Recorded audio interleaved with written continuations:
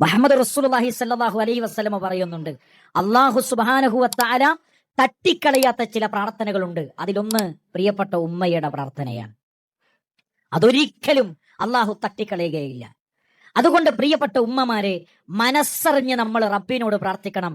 റബ്ബനാ ഹബ് ലനാ മിൻ അസ്വാജിനാ വദുർരിയ്യാതിനാ ഖുർറത അഅ്യുൻ വജ്അൽനാ ലിൽ മുത്തഖീന ഇമാമ. സുബ്ഹാനല്ലാഹ്. നിങ്ങൾ മനസ്സറിഞ്ഞിട്ട് പ്രാർത്ഥിക്കലുണ്ടോ? പടച്ചോനെ, എന്റെ മക്കളെ മുത്തക്കിങ്ങളുടെ ഇമാമാക്കണേ പടച്ചോനെ, പടച്ചോനെ എന്റെ മക്കളെ മുത്തക്കിങ്ങളുടെ ഇമാമാക്കണേ എന്ന് പ്രാർത്ഥിക്കാൻ നമുക്ക് സാധിക്കാറുണ്ടോ? പ്രിയപ്പെട്ടവരെ, നമ്മൾ ആലോചിക്കേണ്ട ഒരു കാര്യമാണ്. നാട്ടിലെ സകല സോനിവാസികളുടെയും ഇമാമാക്കാനല്ല നമ്മൾ പ്രാർത്ഥിക്കേണ്ടത്, നാട്ടിലെ മുത്തക്കികളുടെ ഇമാമാക്കാനാണ് നമ്മൾ പ്രാർത്ഥിക്കേണ്ടത്. നാട്ടിലെ സകല സോനിവാസങ്ങൾക്ക് നേതൃത്വം കൊടുക്കുന്നവരുടെ കൂട്ടത്തിലല്ല നമ്മുടെ മക്കൾ ഉണ്ടാകേണ്ടത്.